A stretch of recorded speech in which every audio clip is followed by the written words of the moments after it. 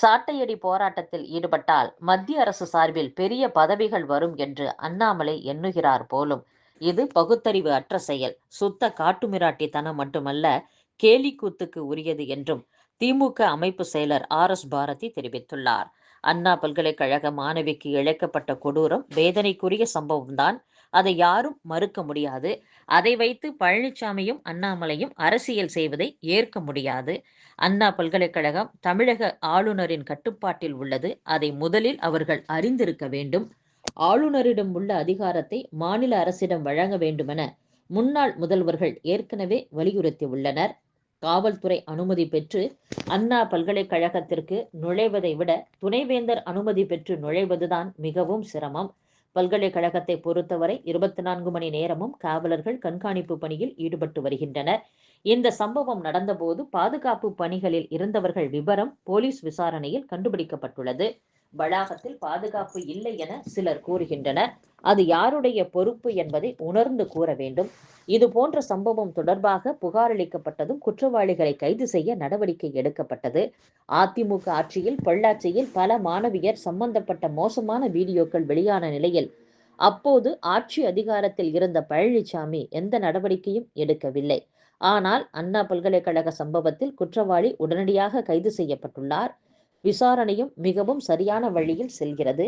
நடந்த சம்பவத்திற்கு நியாயம் கேட்டு கோவையில் அண்ணாமலை சாட்டையால் அடித்து போராட்டம் செய்துள்ளார்.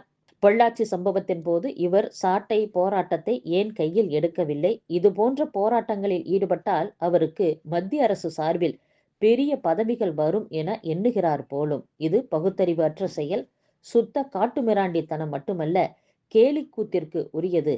என் அரசியல் வாழ்க்கையில் இது போன்று எந்த ஒரு தலைவரும் போராட்டத்தில் ஈடுபட்டது கிடையாது. அண்ணாமலை போராட்டத்தை கண்டு பொதுமக்கள் சிரிக்கின்றனர் என்றும் RS பாரதி கூறியுள்ளார். கரும்பு கொள்முதல் விலையாக டன்னுக்கு 5000 ரூபாய் வழங்க வேண்டும் என்று தமிழக அரசை பாமக நிறுவனர் டாக்டர் ராமதாஸ் வலியுறுத்தியுள்ளார். பஞ்சாப் மாநிலத்தில் நடப்பு அரவை பருவத்தில் ஒரு டன் கரும்பு 4100 ரூபாய் என்ற விலையில் கொள்முதல் செய்யப்படும் என்று அம்மாநில முதலமைச்சர் பகவந்த் சிங் மான் அறிவித்துள்ளார். இதன் மூலம் இந்தியாவிலேயே கரும்புக்கு அதிக கொள்முதல் விலை வழங்கும் மாநிலம் என்ற பெருமையை பஞ்சாப் தக்க வைத்துக் கொண்டுள்ளது என்றும், தமிழகத்தில் ஒரு டன் கரும்பு உற்பத்திக்கு 3500 ரூபாய் செலவாகிறது எனும் போது 50% லாபமாக 1750 ரூபாய் சேர்த்து டன்னுக்கு 5250 ரூபாய் கொள்முதல் விலை வழங்க வேண்டும். குறைந்தது டன்னுக்கு 5000 ரூபாயாவது வழங்க வேண்டும் என்றும் டாக்டர் ராமதாஸ் கூறியுள்ளார். நீடாமங்கலம் அருகே கோவில் வெண்மணியில் உள்ள சுங்கச்சாவடியை முற்றுகையிட்டு போராட்டத்தில் ஈடுபட்ட போராட்ட குழுவினர் 43 பேரை போலீசார் கைது செய்துள்ளனர். அண்ணா பல்கலைக்கழக பொறியியல் மாணவி பாலியல் வன்கொடுமை தொடர்பான வழக்கில் தமிழக அரசு மற்றும் காவல்துறைக்கு சென்னை உயர்நீதிமன்றம் சரமாரி கேள்வி எழுப்பியதுடன் அறிக்கை தாக்கல் செய்யவும் உத்தரவிட்டுள்ளது. ஈரோடு மாவட்டத்தில் துணை வட்டாட்சியரின் மகனுக்கு வருமான வரித்துறையில் வேலை வாங்கி தருவதாக கூறி 2 கோடி ரூபாய் மோசடி செய்த சென்னையைச் சேர்ந்த 5 பேரை போலீசார் கைது செய்து விசாரணை மேற்கொண்டு வருகின்றனர். மேலும் தலைமறைவாக உள்ள முக்கிய நபரை தேடி வருகின்றனர்.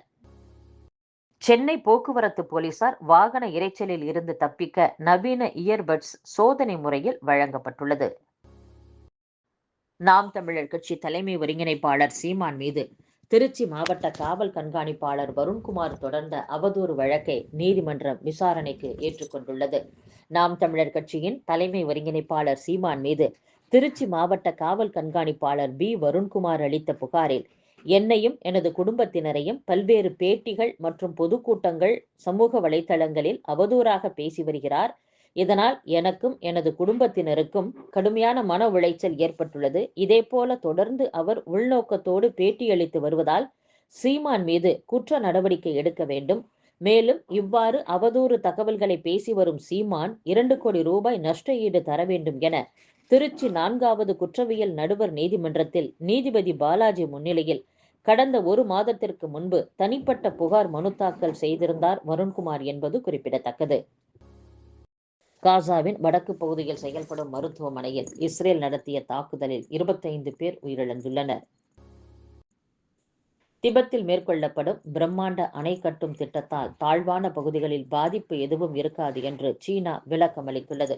நம் அண்டை நாடான சீனாவின் கட்டுப்பாட்டில் உள்ள திபெத்தில் யார்லாங் ஜாங்போ நதியில் பிரம்மாண்டமான அணையை கட்ட சீனா திட்டமிட்டுள்ளது. 4 ஆண்டுகளாக இழுபறியில் இருந்த திட்டத்தை தற்போது செயல்படுத்த அந்நாடு முடிவு செய்துள்ளது.